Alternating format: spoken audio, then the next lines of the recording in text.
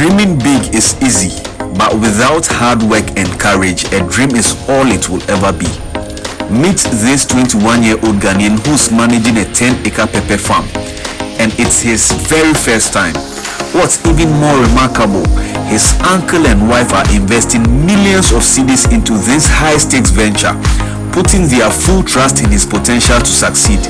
And yes, the seedlings that were planted a few weeks ago have started bearing fruits and is ready for the market.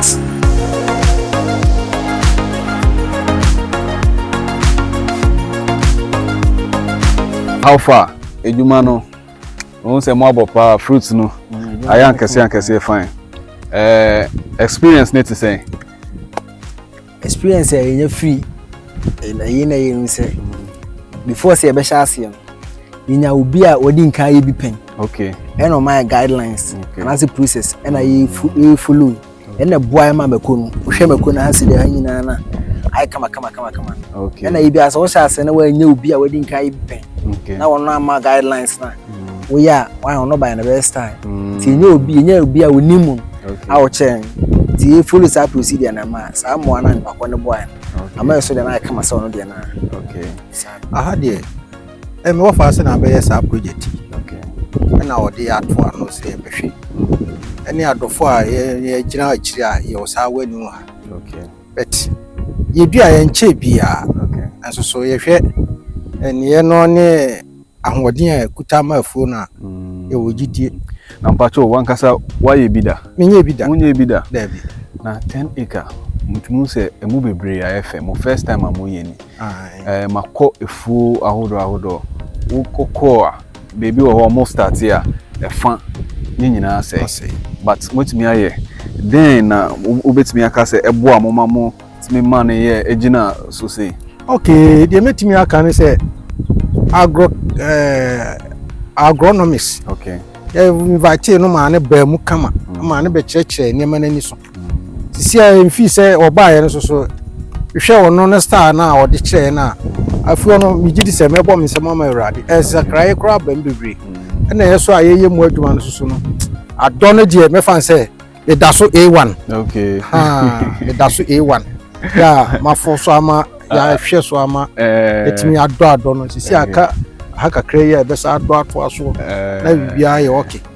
In fact, ni man do funu ne die o so aya ade ama why dey pa but still no munya obi a oboamo no me sure say u face one or two challenges be ubetimi a challenges be a u face here ankana o ya pa ba challenges facing to so man say be no facing say in for be no so ne nyensu okay ne nyensu ma yemfanwe no ba so mu ayi wota ne nsu no asa emusua ebodu na ebu ma mekubo no ma se Holland na se wonenye ti umu na se e ma no ba ni bi star ba se chire na nya good agronomist. Okay. All boy ti say ya hu se one or two things bi on ma na ke high no. Okay. Say hu se ni nya ba se for now hu se ya solve ni nya afi. Okay. Nti agronomist no efutu baku mienu be na o ma wa aboa futu de ma abo an say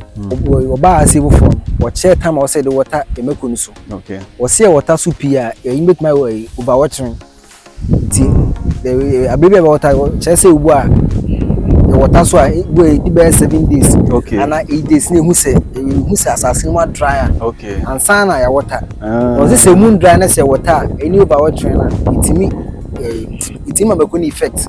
When it comes to the production of pepper, before you choose a variety, you have to look at some qualities, some factors before choosing a variety. So first of all, you look at your management system. Okay. Your management system. You do your soil test. You choose a particular soil that is well drained. Okay. So sandy to clay loam is best for pepper production. Even clay loam is best for pepper production. Okay. So it means pepper can be done in let's say in a wide range of soil. Okay. At a pH of what? Less acidic or less alkalinity. Okay. You see, that's a pH between 6.5 to 7. Okay. It's best for pepper production. So which one him go on man? Yeah.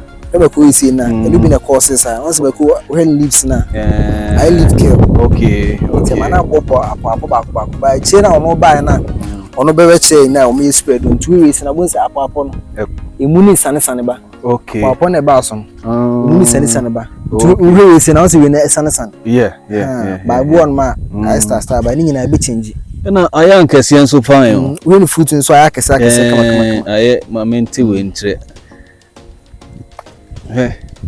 aya kese aya kese pa na ne kese ese no we are you ready na I ready man say be say nya atofo ne anase nya mbo kira kura wait my harvest okay atofo be my ready bia na from a nekon atofo be my ready bia wait my ba okay na say harvest am nti Major Richard ne number was screen so ope bia no afre no na waba ahaye Kumasi Mampong experience nyina no Diana Emma Wenije Diana rewarding then after 2 months we say 8 weeks right after 8 weeks we then Emma Wenije utimu say men so metimi aye bibi ye me mani bua mani agen say ye won padodo na say most of them na omadi nkan aye bi okay ba entima engina ba etima aye etima agina okay enu tima mani gimo say dodo most of them na engina na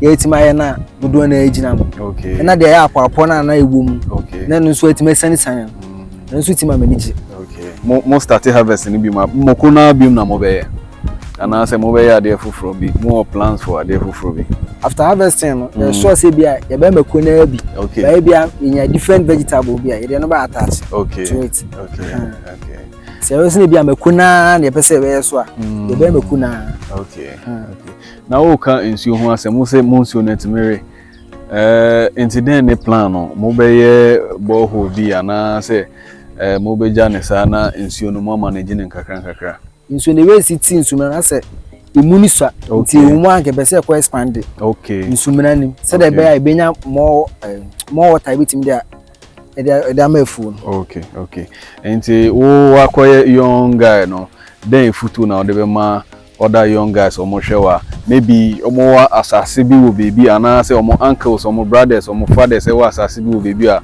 o say omo koye efu but omo hwe efu ni ti say ye kan say